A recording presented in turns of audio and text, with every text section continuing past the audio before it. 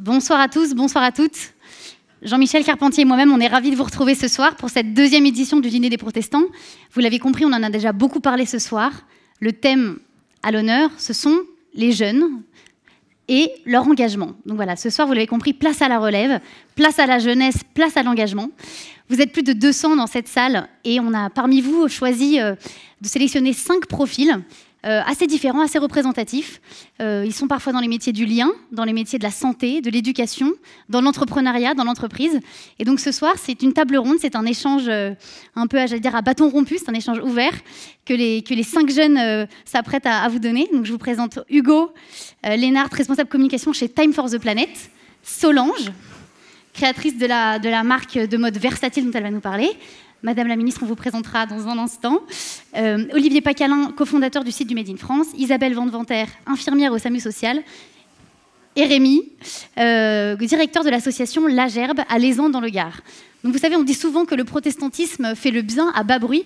Nous, ce soir, on veut un peu être à rebours de cette idée. On veut donner de l'écho à ces protestants qui se retroussent les manches, qui agissent, qui s'engagent pour le bien commun très concrètement. Et donc avant de leur donner la parole, je vais laisser Jean-Michel Carpentier présenter notre invité d'honneur. Alors bienvenue Madame la ministre. Vous êtes secrétaire d'État chargée de la jeunesse et du service national universel. Merci de votre accueil. Vous êtes nantaise, vous êtes élue pour le MoDem, députée de la Loire-Atlantique. C'est sympa. Vous êtes jeune. Très. Le micro ne marche pas peut-être. Le micro ne marche pas, c'est toujours comme ça. Alors je vais parler un petit peu plus fort. Ça c'est mieux. Hop, on va enlever le micro. Et là ça marche? Ah oui, voilà. Vachement bien. Une espèce de micro. Voilà, tout est possible.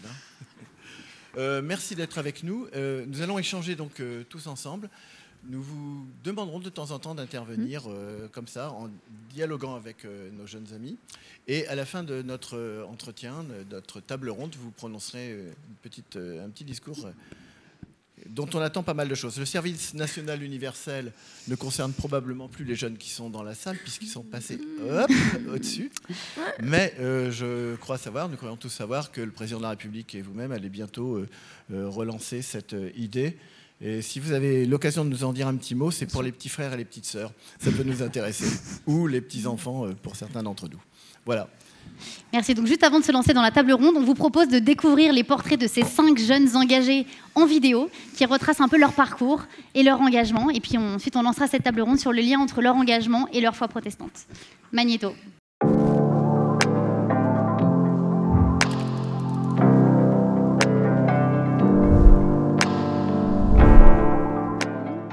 Bonjour, je m'appelle Hugo Lénart, j'ai 31 ans, j'habite à Paris et je fais partie de l'équipe de Time for the Planet. Time for the Planet, c'est un mouvement citoyen fondé il y a 3 ans qui réunit 70 000 citoyens et entreprises qui tous ensemble financent et déploient des innovations, des solutions contre les gaz à effet de serre et donc contre le dérèglement climatique. Si je me suis engagé dans ce projet et plus globalement sur la thématique du dérèglement climatique, c'est parce que je pense qu'on a vraiment le devoir, qu'on en a la possibilité d'être acteur et non pas seulement observateur de la société et de vraiment s'engager. C'est une des valeurs clés que je retiens de ma culture, mon éducation protestante.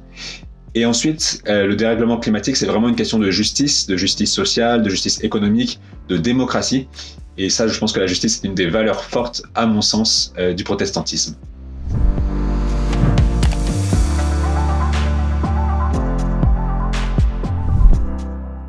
Bonjour à tous, je m'appelle Isabelle, je viens de Nîmes, dans le sud de la France. Et ça fait maintenant 5 ans que je suis en région parisienne, dans la ville de Créteil plus précisément. Je suis engagée aussi à une église qui s'appelle Martin Luther King, qui est également située à Créteil, et je suis infirmière. Au niveau de mes engagements, je suis infirmière à la Croix-Rouge, dans une équipe du SAMU social. C'est une équipe mobile qui travaille dans tout le Val-de-Marne, dans tout le 94. À côté de ça, je fais des maraudes avec une association qui s'appelle Seconde Venue. Et je suis aussi membre de la CEDEF, une association qui crée du lien entre les détenus, leurs familles et des correspondants bénévoles. Aujourd'hui, je peux dire que ma foi, elle a forcément un lien avec ce que je fais aujourd'hui, avec tous mes engagements associatifs comme professionnels. Et je dirais que tout d'abord, ma foi, Elle donne du sens à ce que je fais au quotidien et elle est basée sur la personne de Jésus qui lui-même était avec des personnes marginalisées et qui faisait preuve d'une grande compassion, d'une grande patience et d'un grand respect. Et je dirais aussi de la même manière que ma foi m'aide à puiser la force et parfois même l'espérance face aux situations que je rencontre tous les jours au quotidien et qui sont parfois difficiles.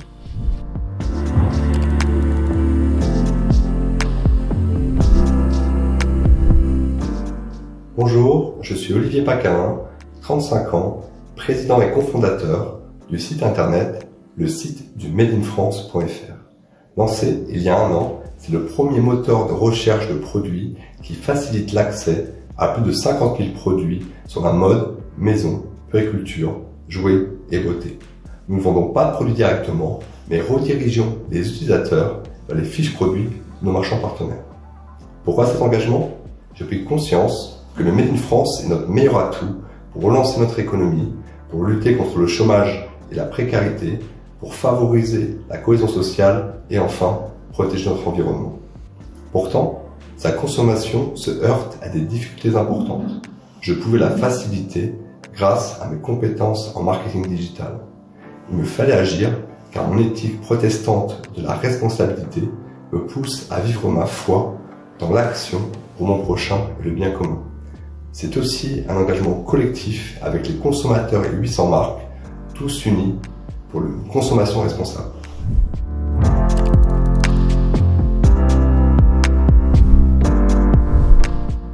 Bonjour à tous, j'espère que vous allez bien. Je m'appelle Solange, j'ai 26 ans et je suis consultante en gestion de projets informatiques et très engagée dans le secteur de l'ESS et du développement durable depuis après 2016.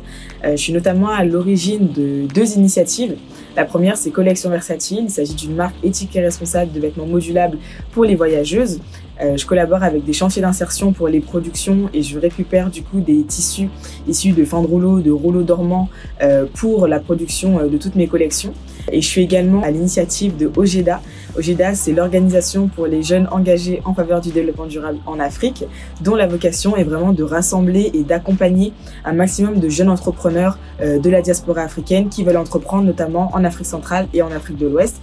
On a déjà notre première incubée qui s'appelle ADO et dont le projet est de proposer à des personnes en situation de handicap des prothèses de main. Donc voilà, tout ça pour dire que l'engagement social et solidaire a une place super importante dans ma vie, outre que mon métier de consultante en IT. Et pour faire un peu le lien aussi avec ma foi, je dirais qu'elle est un peu un pilier de tout ça et qu'elle intervient à 3 niveaux.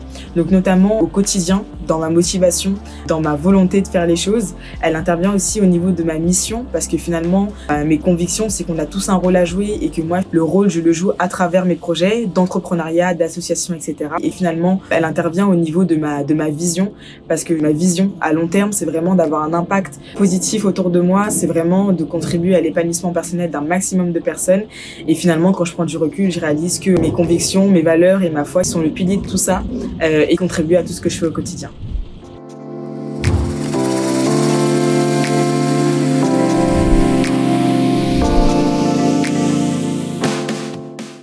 Je suis Rémi Vergnon, j'ai 37 ans et je suis papa de 6 beaux enfants. Je suis un chrétien engagé à la suite de Jésus. Dans mon adolescence, j'ai eu le privilège de faire des voyages humanitaires et lors d'une de ces missions à l'étranger, j'ai rencontré les chrétiens persécutés. À l'époque, je travaillais pour le groupe Vinci et j'ai décidé de réorienter ma carrière professionnelle pour m'engager pendant 12 années avec l'ONG Portes Ouvertes. Actuellement, je suis directeur de l'association de solidarité chrétienne La Gerbe qui se trouve dans le Gard. Avec mon équipe, nous voulons être à la croisée des chemins des personnes fragiles de la société. Au sein de 4 maisons, nous accueillons des femmes et enfants victimes de violences, des personnes en rupture sociale ou en grande précarité. Soutenu par la conviction que chaque personne humaine a de la valeur, je cherche à maintenir ou à revitaliser le lien social au travers de projets innovants. L'enrichissement permanent que constitue la rencontre de l'autre permet à chacun d'être transformé. La foi qui m'anime donne du sens à mon action et me permet de croire à un message d'espérance et du possible dans la reconstruction des personnes.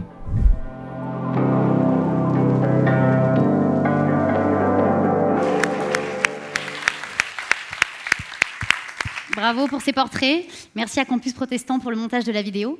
Alors moi, ça me donne tout de suite envie de rebondir et de vous poser une question. J'aimerais bien que toutes et tous vous y répondiez.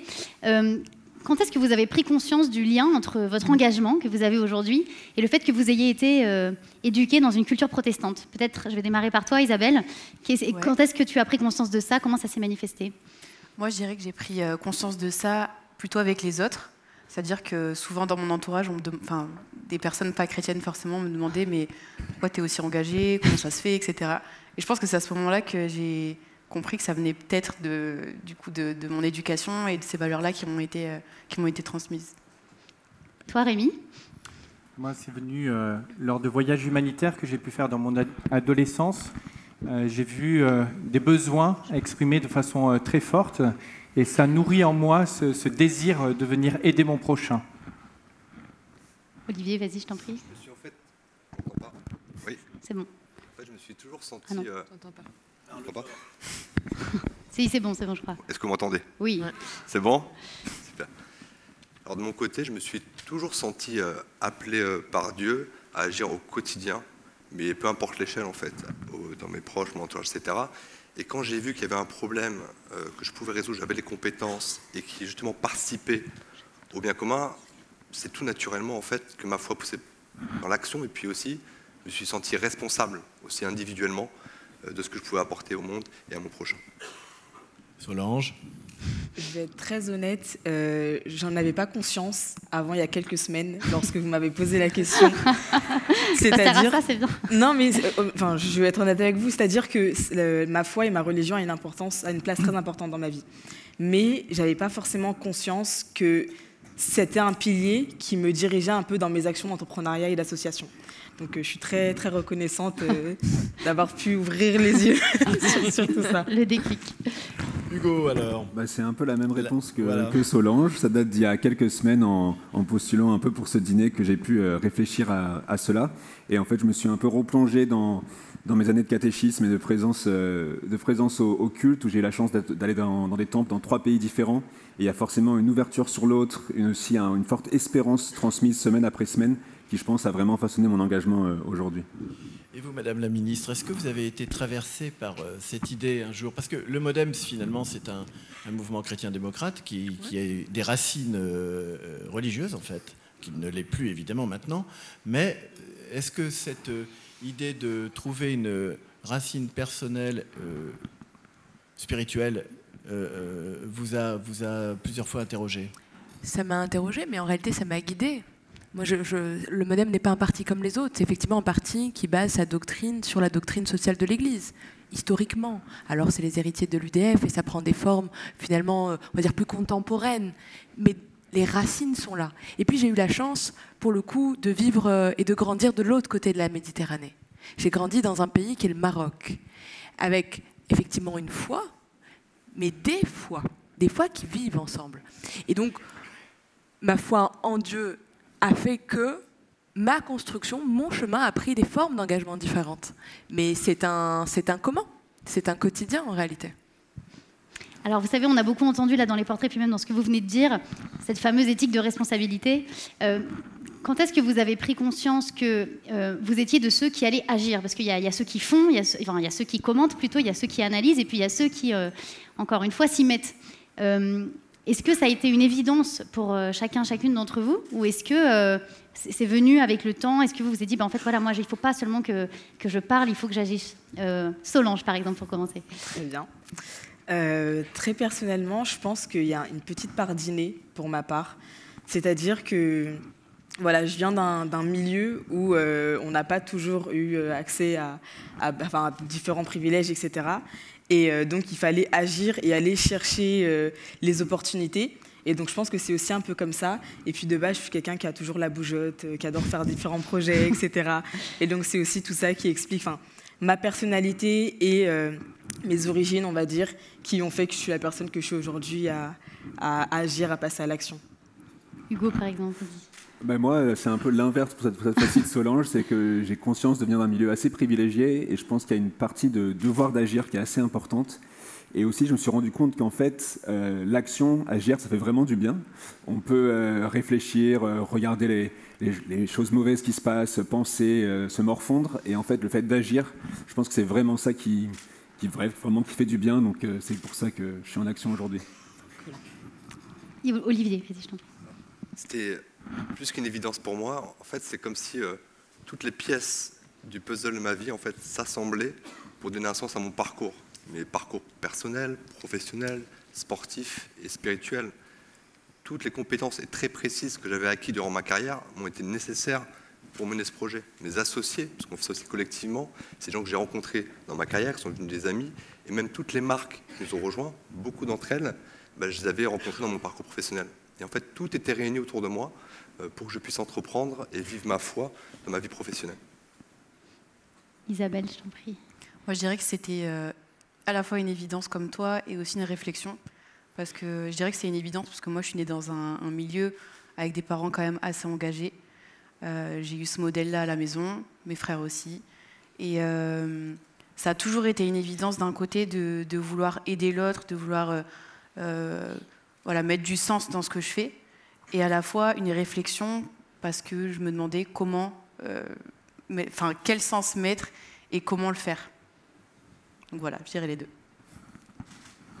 Pour moi, c'était un constat, comme je disais tout à l'heure, lors des voyages humanitaires, j'ai vu des personnes avoir faim, j'ai vu des personnes ne pas avoir cette liberté de croire que moi j'avais ici dans mon pays.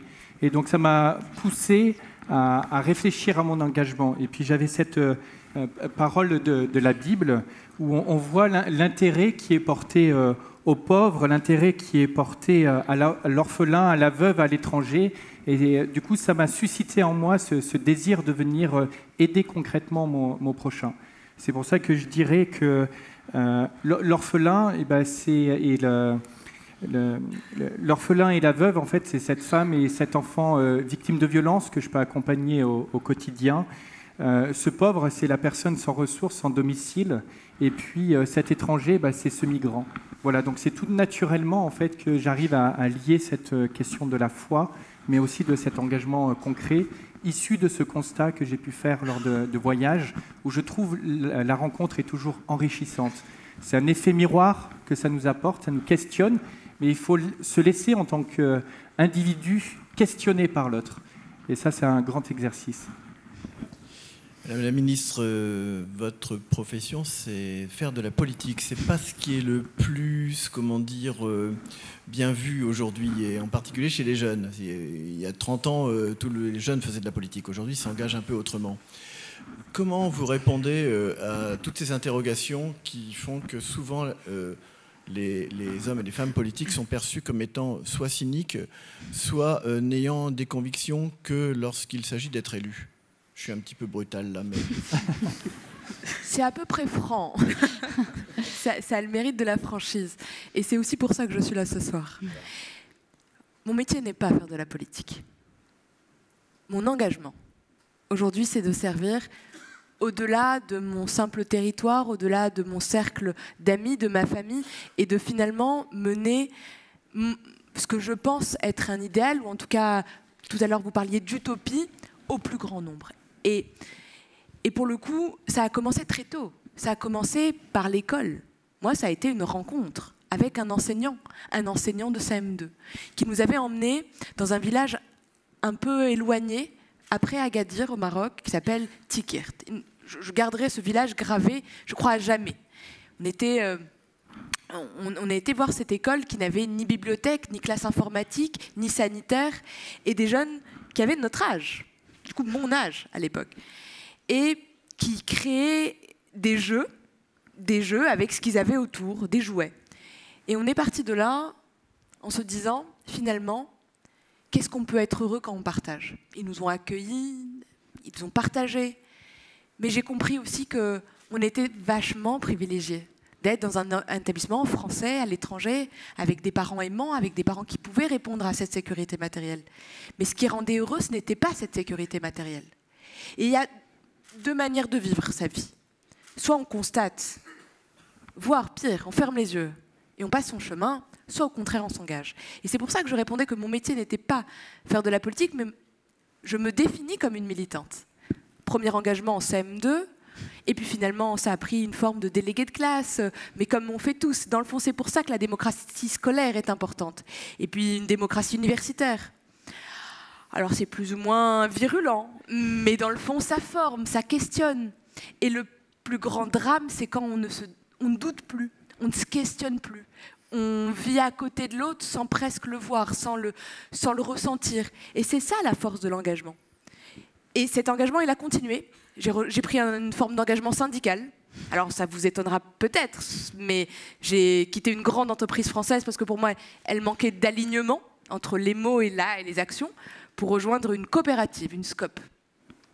Une SCOP, mais très orthodoxe dans son fonctionnement, 100% de sociétaires, un partage égalitaire de la richesse, on élisait notre conseil d'administration. Pour la jeune militante que j'étais, c'était une sorte d'Éden, d'une certaine manière. Et j'ai pris un engagement syndical à la CFTC, pour aussi, finalement, simplement porter mon idéal et mon engagement à continuer comme ça, d'abord sur mon territoire, à Nantes, et puis dans ma circonscription, dans mon mouvement politique. Et dans le fond, quand on me dit « alors quel est ton métier ?» Mon métier, mes études, j'ai fait des études de droit. Mon métier, c'est d'abord être déléguée régionale de cette coopérative. C'est le métier qui est le mien. Mais je suis d'abord une militante et je suis d'abord une citoyenne engagée. Et je crois que le point commun entre tout ça, c'est le fait de faire ressentir à chacun, parce que là, on ressent de l'égalité, son pouvoir d'agir. Chacun a un pouvoir d'agir. Sauf qu'on n'est pas égaux face à la découverte de ce pouvoir d'agir. Et dans notre pays, je crois que c'est Hugo qui l'a dit, on a la chance de pouvoir croire, ne pas croire, changer de religion, se sentir utile, avoir l'accès à la santé, l'accès à l'école, l'accès aux soins, mais encore faut-il que cet accès soit digne pour tout le monde. Et quand tu fais de la politique, tu peux le rendre digne pour tout le monde. Merci beaucoup. Allez. J'ai une question un peu plus spécifique pour Isabelle et Rémi. Vous êtes à côté, c'est même pas fait exprès. Vous êtes les deux qui avez un peu les métiers du lien. Vous prenez soin des plus précaires, des plus marginalisés. En préparant les choses, on a eu vraiment une discussion très intéressante sur l'injonction, la consigne, si je puis dire, qui vous est donnée parfois de mettre de la distance, de ne pas s'attacher, de mettre l'autre loin, parce que sinon ça dévore. Comment vous vivez, vous, avec cette injonction, et comment vous faites cohabiter cette consigne avec votre foi? Je commence.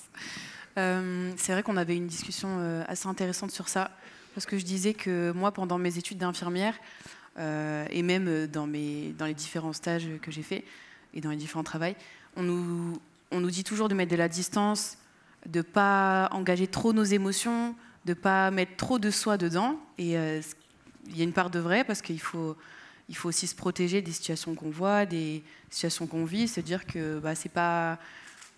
il ne faut pas tout prendre sur nous, ça c'est sûr, c'est une bonne part des choses. Mais au-delà de ça, moi je me dis toujours que ma foi, elle me motive dans mon quotidien, dans ce métier, et ma foi, elle est aussi motivée par l'amour. Et je suis obligée, dans les situations que je rencontre, de me dire, cette personne que je soigne, ça pourrait être mon frère, ça pourrait être ma mère, ça pourrait être quelqu'un de ma famille, un ami. Et c'est vrai que c'est assez compliqué dans ce milieu-là, parce qu'on va toujours faire la part des choses. Non, on soigne, et rien d'autre presque, si j'ai envie de dire. Et en fait, on ne peut pas vivre comme ça. Enfin, en tout cas, moi, je ne peux pas. Et c'est vrai que ma foi, dans ça, elle joue vraiment quelque chose, parce que je me dis, Jésus, comment il faisait? Souvent, Jésus, qu'est-ce qu'il aurait fait dans cette situation? Et Jésus, on parle souvent de lui comme quelqu'un qui avait de la compassion, qui avait de l'empathie. Donc moi, c'est mon exemple, et c'est vrai qu'il m'inspire beaucoup dans ça. Merci.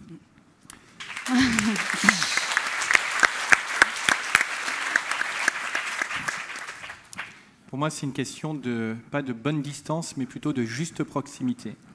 Et je dirais un peu, comme tu disais Isabelle, c'est l'exemple de Jésus qui m'interpelle, parce qu'il était toujours au service des autres.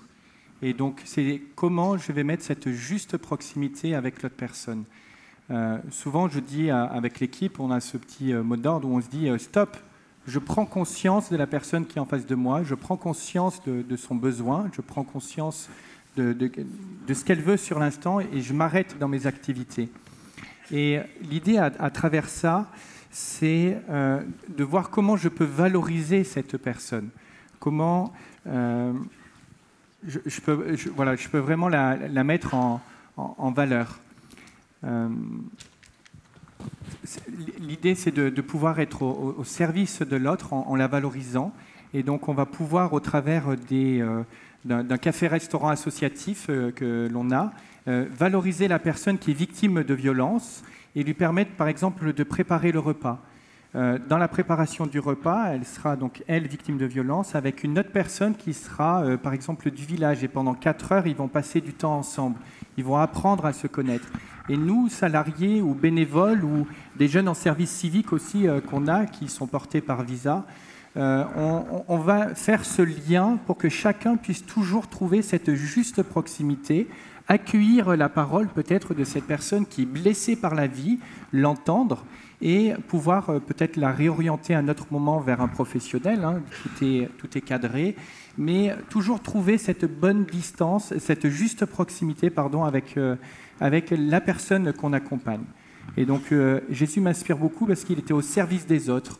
Et quand on fait la vaisselle, quelque chose de très concret, tout le monde y contribue, autant moi en tant que directeur qu'un salarié, qu'un bénévole, qu'une personne victime de violence ou une personne qui sort de la précarité.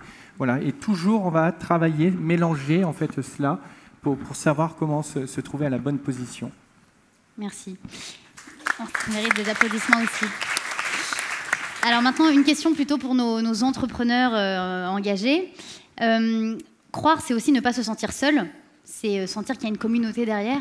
Comment, vous, ça s'est manifesté, ce désir de faire ensemble, de ne pas être seul, mais d'embarquer un collectif et de se dire que voilà, quand on a la foi, c'est aussi le fait de se dire j'ai une famille, j'ai une communauté sur laquelle compter. Hugo, allez, je te regarde. Je pense en effet que le collectif, c'est primordial.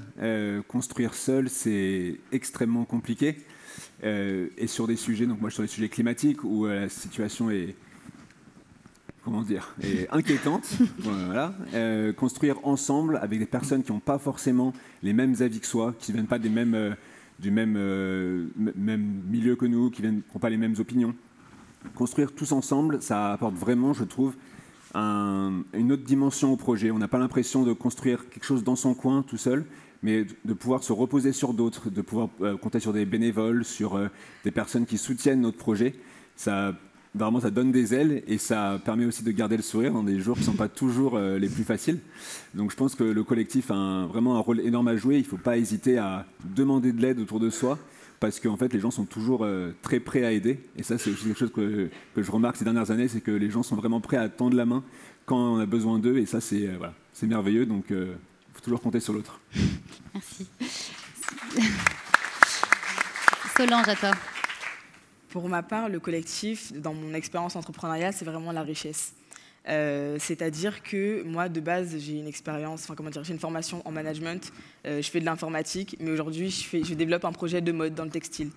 Et en fait, le fait d'aller à la rencontre des experts, de personnes d'ailleurs que je pouvais à aucun moment imaginer qu'elles puissent m'aider dans le design d'un vêtement ou dans le design, dans le prototypage d'un produit ou quoi que ce soit, c'est vraiment ça qui m'a permis d'aller au-delà aussi de mes préjugés et d'avancer avec des personnes parce que je suis un peu perfectionniste et j'ai un certain rythme lorsque je fais les choses et j'aime bien foncer et avancer seule. Mais j'ai très rapidement compris que je me brûlais les ailes et qu'au final, les objectifs et les résultats n'étaient pas au niveau de mes espérances. Et lorsque je travaillais avec d'autres personnes qui ont plus de compétences, qui ont plus d'expérience, qui ont plus de vision et qui ont leur propre histoire aussi, c'est là qu'on arrive à faire des choses intéressantes. Merci. Olivier. Alors, je crois aussi beaucoup à la force collective. Je pense que la force collective est vraiment primordiale. Alors, c'est peut-être aussi parce que j'ai fait beaucoup de rugby, mais je pense dans la phrase « aimer son prochain comme soi-même », il y a en fait agir pour et avec son prochain. Je pense qu'on oublie aussi cette partie-là. Et vraiment, j'ai entrepris, mais pas seul. Je me suis accompagné d'associés et tout ce projet-là, en fait, porte sur le collectif. C'est-à-dire qu'on a réuni plus de 800 marques de toute taille, des TPE, des PME, des grands distributeurs, même des auto-entrepreneurs et parfois même des sociétés qui peuvent être concurrentes par ailleurs.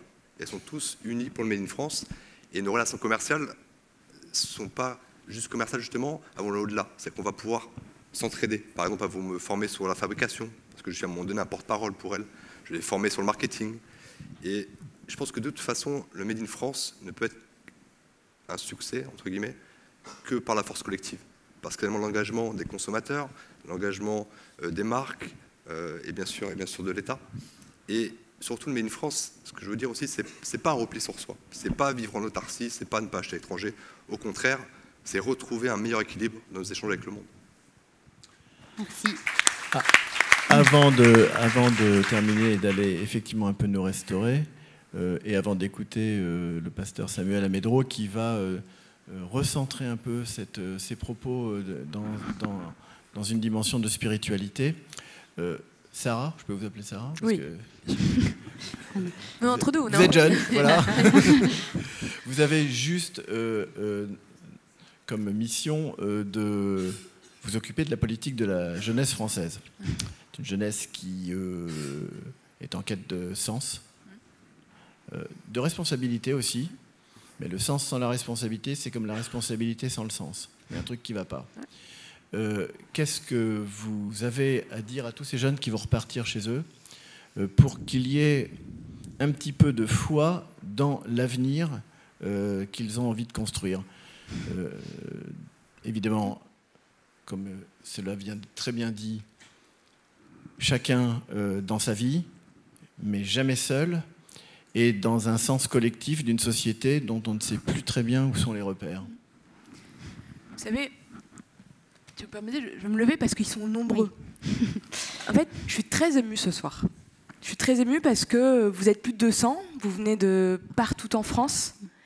Et moi, ma mission au quotidien, c'est de faire que nos jeunesses, parce qu'il n'y en a pas une, elles prêtent des visages différents, elles ont des familles aux aides différentes, avec des capitales sociaux différents, des jeunes qui viennent de territoires ruraux, de territoires urbains, des jeunes qui ont la chance d'avoir leurs parents, d'autres pas. Et dans le fond, quelle que soit la situation de départ, notre mission, s'il y a un pays qui doit le permettre, c'est de faire que chacun trouve son chemin de bonheur. Et quand je vous écoute, quand je vous regarde, et c'est aussi pour ça que j'ai voulu être là, vous rayonnez de bonheur. Vous rayonnez de bonheur non pas parce que finalement vous êtes sur scène et qu'il y a de la lumière. Vous rayonnez de bonheur parce que vous avez trouvé quelque chose qui est assez rare, c'est le sentiment de fierté. La fierté qu'on trouve dans le regard de ceux pour qui on compte. Ses parents, ses amis, sa communauté associative, sa communauté religieuse.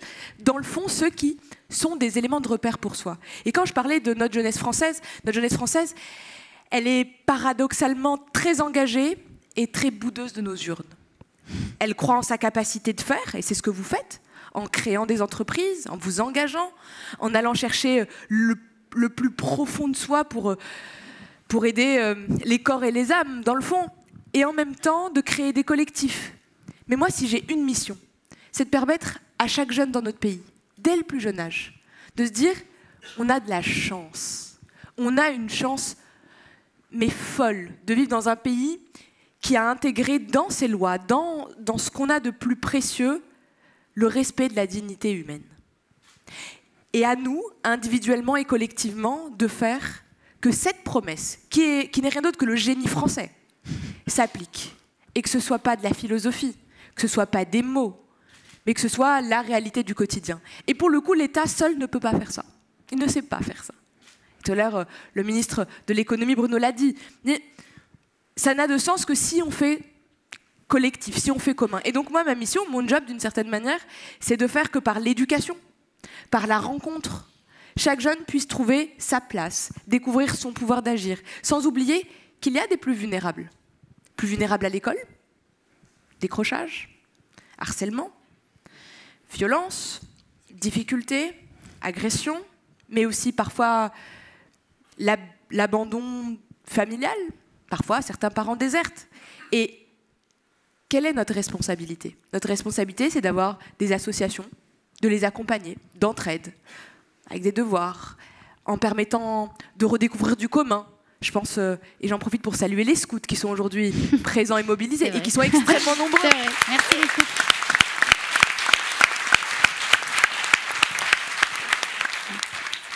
Parce qu'ils vont chercher quelque chose de précieux.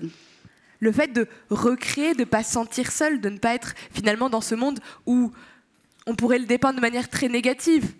Guerre en Ukraine, il n'y a plus de respect des souverainetés des peuples sur notre continent.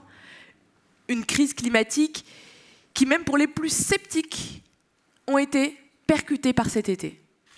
Qu'on ne réagisse pas aux inondations au Pakistan, qu'on ne réagisse pas à ce qui se passe en Amérique latine, en Afrique.